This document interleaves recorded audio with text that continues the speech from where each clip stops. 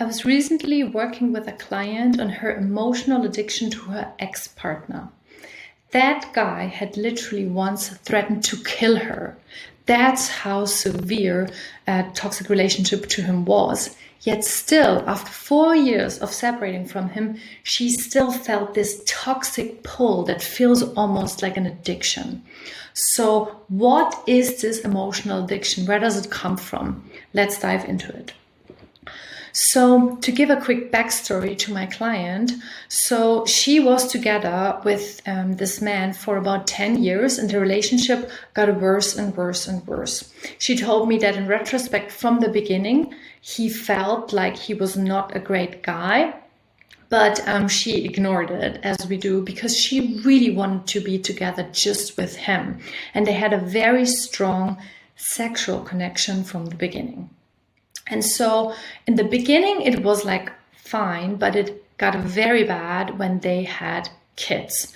And in the end, he basically belittled her. They had lots of violent arguments, sometimes even becoming physical. He spent almost no time at home. He was doing drugs and didn't tell her. And of course, once in a while, their conflicts got so bad that, as I said, one time he even said, smoke your last cigarette, that's it, I'm gonna end you, right? And then in the end he didn't do it, but that's how it was. And so when I coached her, because one very important thing in her life was, right, because still now she decided, she found the strength to leave him, break it off. After 4 years, she still wanted to call him and she still had this pull, right? Although he did that. So we said it would be very important to work on this emotional addiction and stop it. So what is happening within her? So there have been studies done on rats where we can see what creates this emotional addiction. Very short. Basically, it was tested that if you give rats a reward, sometimes and sometimes not, they get crazily addicted to it. If you give it consistently or you don't give it at all, they do not create such an addiction. So, and in humans, this works very, very similarly.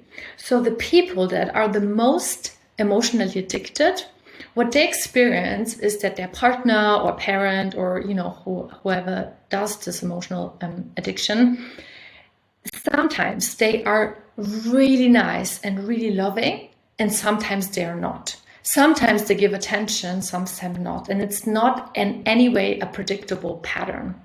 And that's what makes it so addictive. So in my client's case, she said, as I said, they had a very, very good sexual attraction, but then they wouldn't get on at all, in conversations. Or sometimes he would be so sweet and she was so in love with him, but then the next day he just wouldn't almost talk to her. And that basically drove her crazy. And it also, whenever she almost wanted to break up, he was a bit nice and she had this hope again. And in the brain, for some reason, when someone treats us like this, it hacks our intermittent enforcement reward mechanism. And so we get literally biochemically addicted to that person, which is really crazy. When you think about it, if someone is so violent towards you and treats you so meanly and you still want their attention. So and I've also have experienced this in my own life, I had some dynamics like this around my dad. It wasn't as bad at all, but he is also sort of like hot and cold. And still to this day, I notice that I want his sort of like attention the most. Although when he is more consistent, I definitely notice that this totally goes down. Like if he's consistent with me, I actually feel very relaxed and I don't really want his attention so much. So if I work with a client on this, I literally treat it like any other addiction. What I do is that I say, okay, you are biochemically addicted to this, right? So we have to do it in a very, we have to treat it really in a very sort of like military fashion and just do like a like a rehab. So with her, what we did was that we said, okay, from now on, no contact, right? So they have kids together, which gave her a great excuse always to like call him. But we said, okay, from now on, cold turkey, only contact through email, which did not give her the same emotional satisfaction. So for her, that was a really good step. And then to find some mechanism when this addiction comes, because she always convinced herself when one of the kids had problem in school, that, this was a really important reason to call him. So we said they have to be like super strict rules around your behavior. And for example, she found that it would help her whenever she did not call him, that she would buy herself something small, like a reward. And so she literally had to wean herself off of this.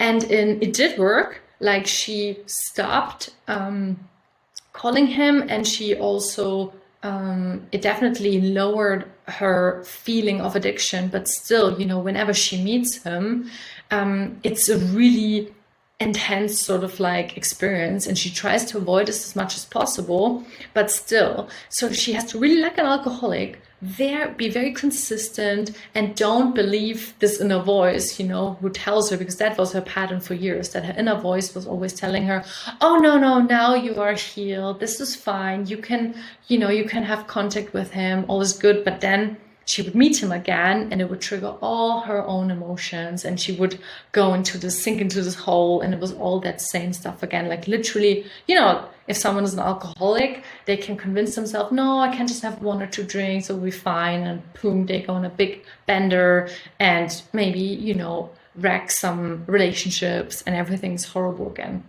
So I would recommend it to you, like treat it like a addiction, maybe even go to a 12-step recovery program, or work with someone like me that can help you and be your accountability buddy. Because of course with her, a big thing was her to have like a sister next to her to cheer her on and be like, you're doing amazing, because that's obviously what she was also missing, right? Like some positive relationships in her life. So that is a really good method to that.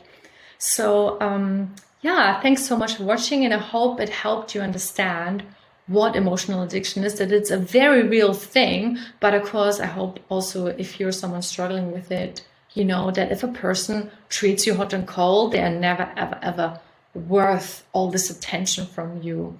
And there is a better way and a different way.